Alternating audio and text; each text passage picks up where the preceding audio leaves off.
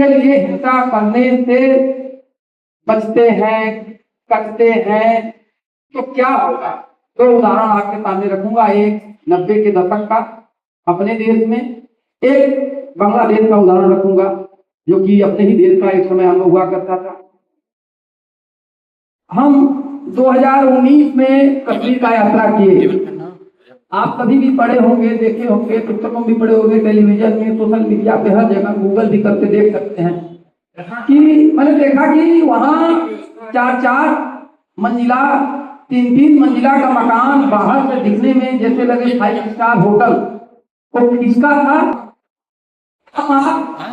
तो अपने रोजगार में व्यस्त हैं, अपने कारोबार में व्यस्त हैं, अपने आर्थिक उपक्रम में व्यस्त हैं कि ऐसे कार्यक्रमों को लोगों का काम मानकर छोड़ देते हैं। 300 महीने के 300 दिन, सप्ताह के 7 दिन, वर्ष के 365 दिन अपने ही कामों में, अपने ही वृत्तियों में लिप्त रहते हैं।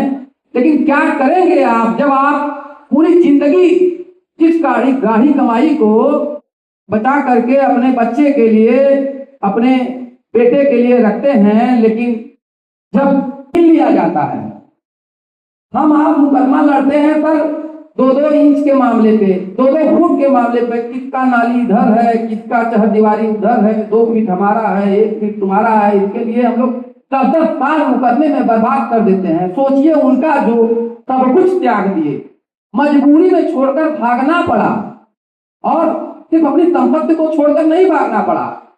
क्या मनोदशा रहा होगा उन लोगों का जब 90 के दशक में मस्जिदों से खुले में ऐलान किया जाता था कि ऐ हिंदुओं, ऐ काफिरों, कश्मीर छोड़कर चले जाओ वरना तुम्हें मार दिया जाएगा। हाँ, तुम्हें छोड़कर जाना है क्या?